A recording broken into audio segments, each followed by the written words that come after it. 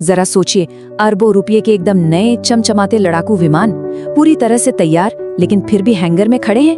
ये कहानी है भारत के तेजस MK-1A की, और ये वाकई हैरान करने वाली है। सवाल ये है कि आखिर क्यों ये शक्तिशाली मशीनें आसमान में उड़ान भरने की बजाय जमीन पर इंतजार कर रही हैं। चलिए आज इस पहेली की हर एक परत को खोल कर देखते हैं।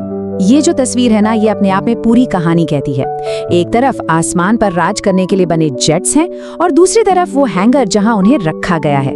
यही विरोधाभास, यही कंफ्यूजन इस पूरी चर्चा का सेंटर पॉइंट है। और सवाल बस एक ही है, आखिर ऐसा क्यों हो रहा है? तो चलिए सबसे पहले जमीनी हकीकत पर नजर डालते हैं। असल में कितने जेट्स हैं जो बस एक इशारे का, एक क्लियरेंस का इंतजार कर रहे हैं? ये जो आंकड़े हैं ना, ये वाकई चौंकाने वाले हैं। 5, जी हाँ, 5 जेट्स पूरी तरह से तैयार हैं, फुली कॉन्फ़िगर्ड होकर। इसका सीधा मतलब यह है कि इनमें वो सारी ऑपरेशनल क्षमताएं मौजूद है जो भारतीय वायुसेना को चाहिए। ये सिर्फ खाली ढांचे नहीं है, ये वो मशीनें हैं जो जंग के मैदान में जाने के लिए तैयार हैं। और बात यहीं खत्म नहीं होती। इन 5 तैयार जेट्स के अलावा 9 और विमानों के एयरफ्रेम यानी उनके ढांचे भी फ्लाइट रेडी हैं। वो बस अपनी आखिरी मंजूरी का इंतजार कर रहे हैं और फिर वो भी उड़ान भर सकते हैं। और तो और 2 विमान अभी अपनी असेंबली के आखिरी स्टेज में हैं। मतलब कुल मिलाकर हम लगभग 16 जेट्स की बात कर रहे हैं जो या तो तैयार हैं या फिर तैयार होने के बहुत ज्यादा करीब हैं। तो जाहिर है कि फैक्ट्री में काम नहीं रुका है। तो फिर रुकावट है कहाँ? तो सवाल वही है, अगर हार्डवेयर तैयार है, लोहा लक्कड़ सब रेडी है, तो पेंच कहाँ फंसा है? और इसका जवाब हमें विमान के मेटल में नहीं बल्कि उसके दिमाग में मिलता है, यानी कि उसके सॉफ्टवेयर कोड में। असल में ये जो पूरी देरी हो रही है उसकी जड़ कुछ सॉफ्टवेयर अपडेट्स है।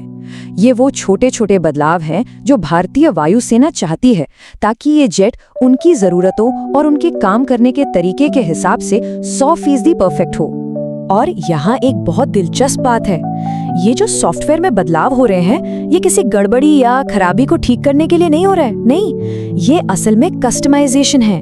मतलब वायुसेना अपनी जरूरतों के हिसाब से इस जेट को अपने लिए खास तौर पर ढलवा रही है।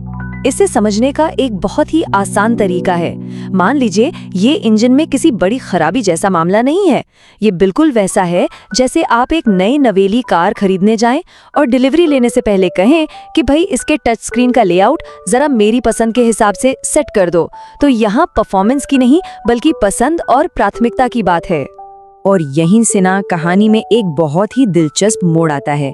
ये जो स्थिति है ये बनाने वाले यानी HAL और खरीदने वाले यानी भारतीय वायुसेना को आमने सामने खड़ा कर देती है। और मजे की बात यह है कि दोनों के तर्क अपनी अपनी जगह बिल्कुल सही हैं। तो सवाल ये खड़ा हो जाता है कि एक जेट असल में तैयार कब माना जाए? बनाने वाला कहता है जब हार्डवेयर तैयार है, लेकिन ग्राहक यानी वायुसेना कहती है नहीं, जब सॉफ्टवेयर हमारी जरूरतों के मुताबिक है। एक ही सिचुएशन लेकिन 2 अलग अलग सच। अब जरा बनाने वाले के नजरिए से देखिए। एक तैयार जेट को हैंगर में खड़ा रखने का मतलब है सीधा सीधा पैसा खर्च होना। उसका रख रखाव, उसकी सुरक्षा, उसका स्टोरेज, हर गुजरते दिन के साथ ये लागत बढ़ती ही जाती है। लेकिन ठहरिए, कहानी में सिर्फ सॉफ्टवेयर का ही पेच नहीं है। इस पहेली का एक और बहुत अहम हिस्सा है और वो हार्डवेयर से जुड़ा हुआ है। हम बात कर रहे हैं जेट के दिल की, यानी उसके इंजन की। ये इंजन अमेरिका की GE कंपनी बनाती है और इनकी सप्लाई की रफ्तार भी डिलीवरी की पूरी टाइमलाइन पर असर डालती है। आखिर बिना इंजन के जेट क्या है? ये आज के दौर के मैन्युफैक्चरिंग की एक और सच्चाई है, निर्भरता। तो ये जो पूरा मामला है ये हमें आज की एडवांस टेक्नोलॉजी के बारे में क्या बताता है? ये कहानी सिर्फ तेजस की नहीं है बल्कि इससे कहीं ज्यादा बड़ी है। पता है, तेजस के साथ जो हो रहा है वो कोई अनोखी बात नहीं है। ये आज की दुनिया का न्यू नॉर्मल है। चाहे कोई ड्रोन हो या नेवी का कोई जहाज, अब हार्डवेयर और सॉफ्टवेयर इतने गहरे जुड़ गए हैं कि वो साथ साथ ही विकसित होते हैं, एक दूसरे के सहारे आगे बढ़ते हैं। इसका मतलब यह है कि सॉफ्टवेयर कोई आखिरी स्टेप नहीं है जिसे करके भूल जाएं। नहीं, ये जेट की जिंदगी का एक हिस्सा है जो हमेशा चलता रहता है। बिल्कुल वैसे ही जैसे फोन में लगातार अपडेट्स आते रहते हैं और वो बेहतर होता जाता है, वैसे ही एक फाइटर जेट भी अपनी पूरी सर्विस के दौरान सॉफ्टवेयर अपडेट्स के जरिए और ज्यादा ताकतवर और ज्यादा स्मार्ट बनता जाता है।